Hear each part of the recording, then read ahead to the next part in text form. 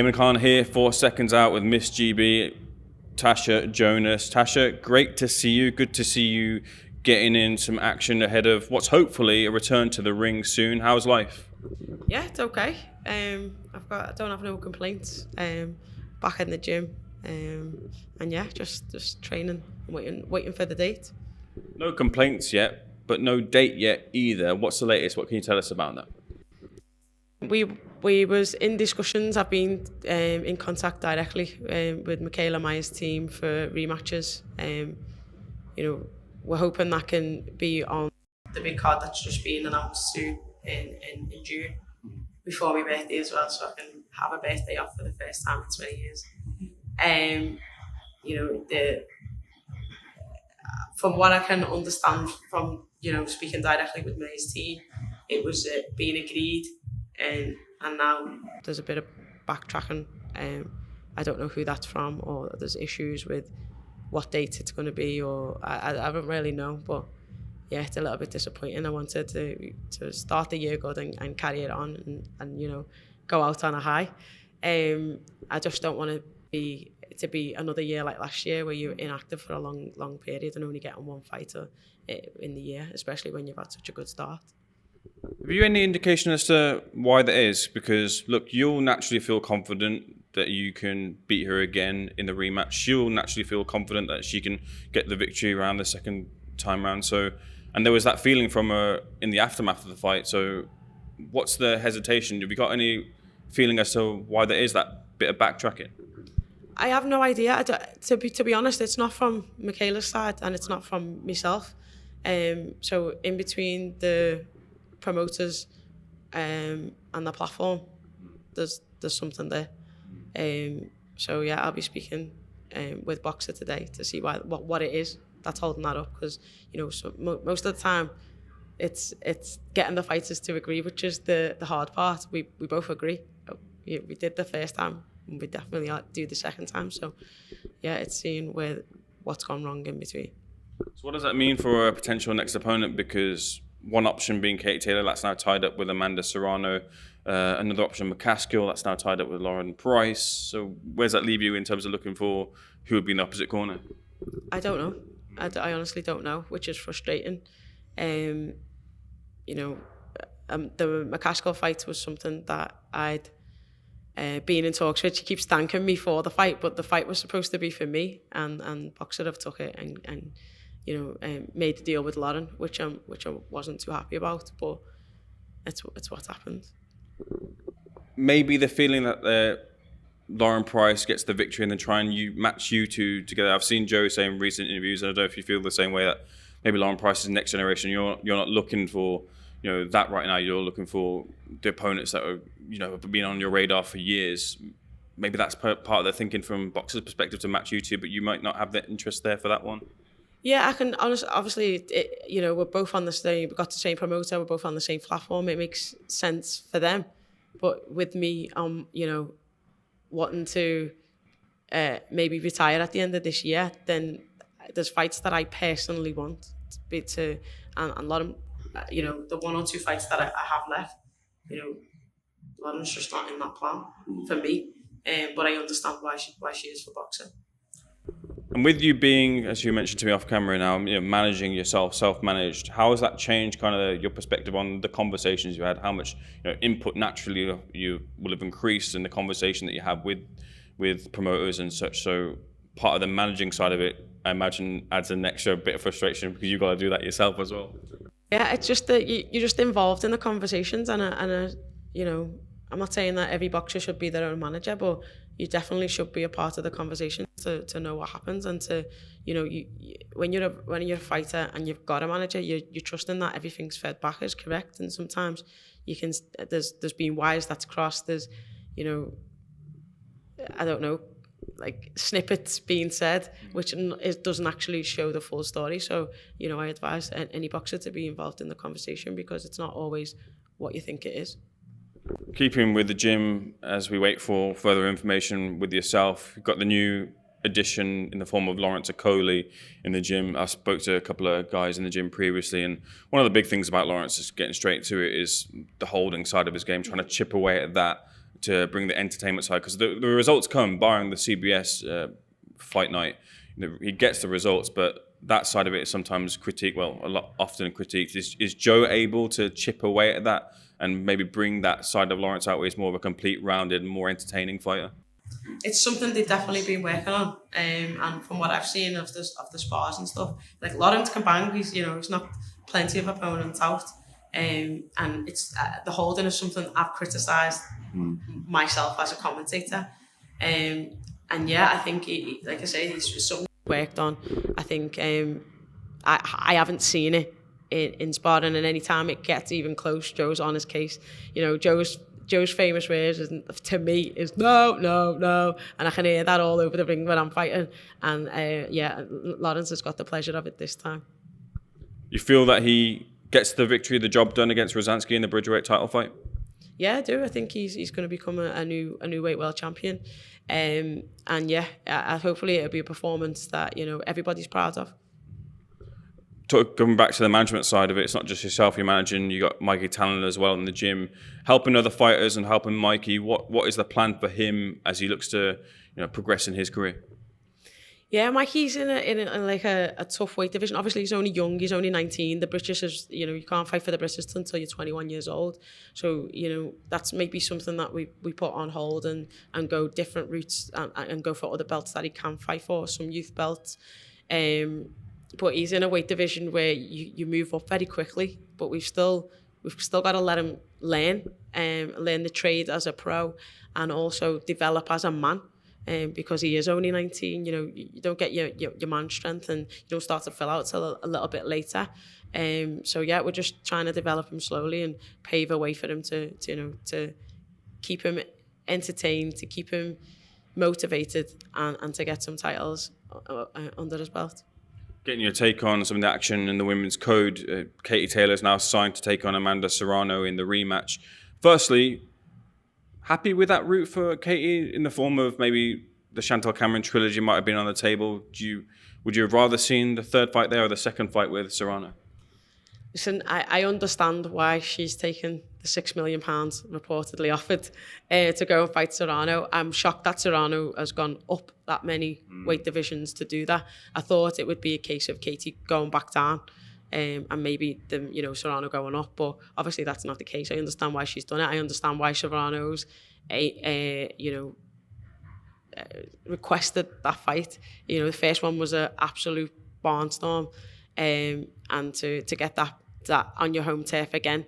And she's probably looked at the Chantal Cameron fight and thought, I've seen chinks in there that I can maybe capitalise on. From a Chantal point of view perspective, you can see why she's frustrated.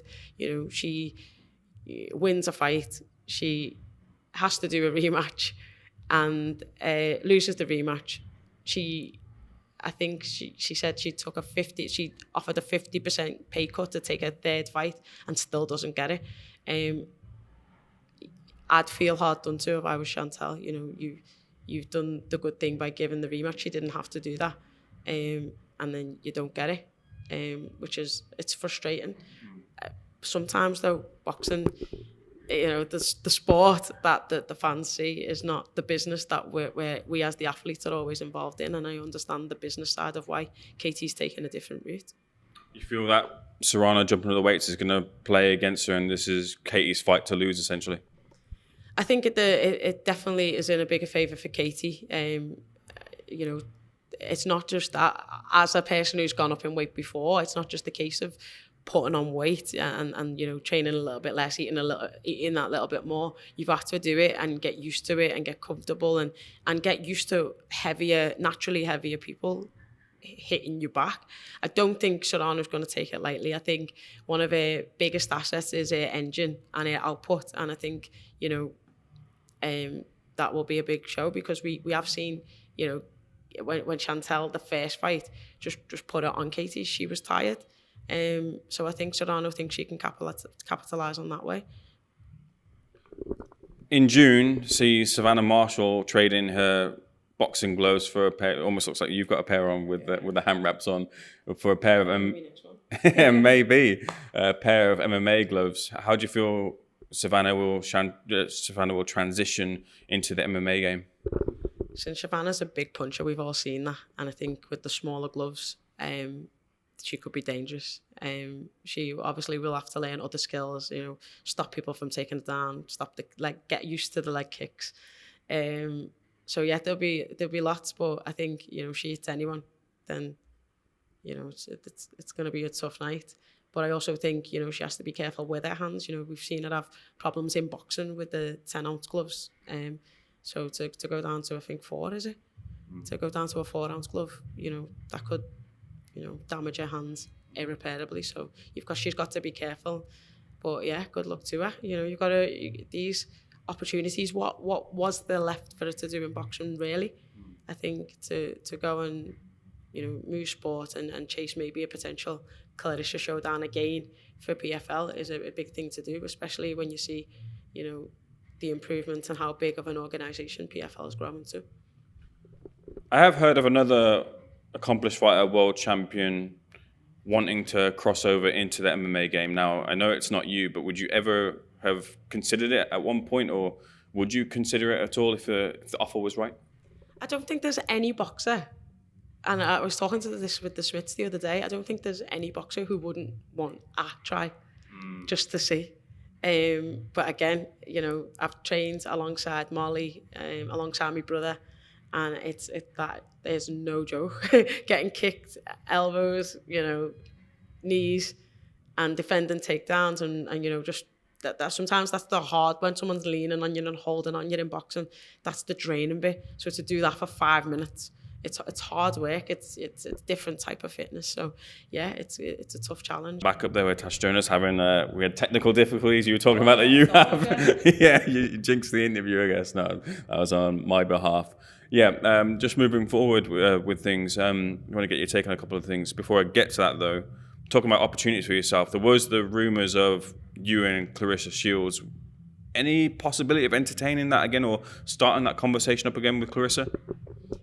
So I think it's someone put a tweet out again from last year, and it like kicked it all back up a little bit. But I think I'm on my way down and trying to go back down. I'm not trying to go back, stay back up. So, and I think, you know, the last conversations we had, her team said there was no way she was getting to 147.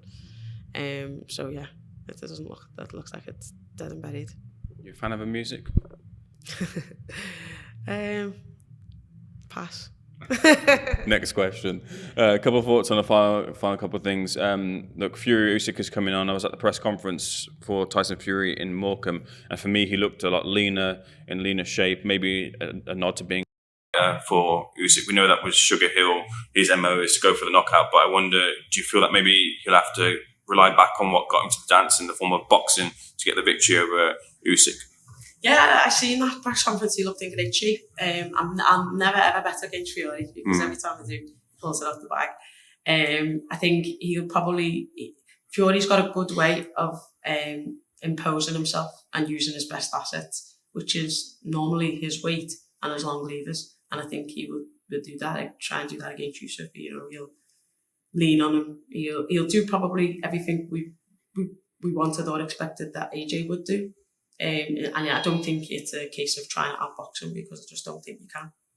Did you catch Ryan Garcia's win over Devin Haney? It was completely stunning given some of the pre-fight build-up into it. But what was your assessment of what Garcia was able to do against Haney? I haven't seen the fight in full, if I'm honest. I've only seen the highlights. I was away at the time.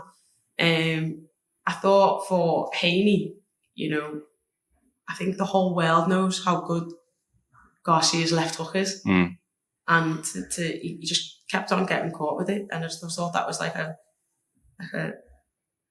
error. I don't know if that was I mean, this is boxing, you're going to get caught, but I don't know if that was you know, something in camp, that whether they'd worked on it or not. But that is definitely one of Ryan Garcia's best shots, and I just thought he was very wide open to it. I thought Garcia boxed out of his skin.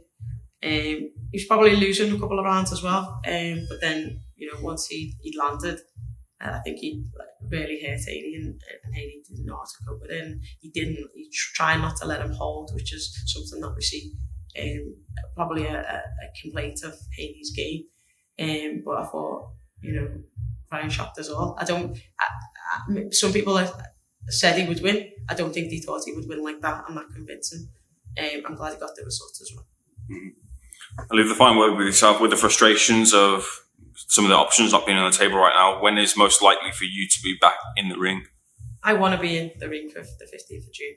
So, whoever's ready, whoever I can get, that's what'll happen. Tasha, looking forward to hopefully seeing you on the day. Thanks for being to SecondsOut. All the best. Thank you so much. Nice one. Can I just say, as an extra before she kicks off, I have no things about her music. So yeah, I have no thing either there. She opens all doors for herself. We've seen that with Kelly Reese going into acting, who's a brilliant actor, by the way, actress, by the way. So yeah, take all your opportunities as they come. She's using her growth status and using it. So.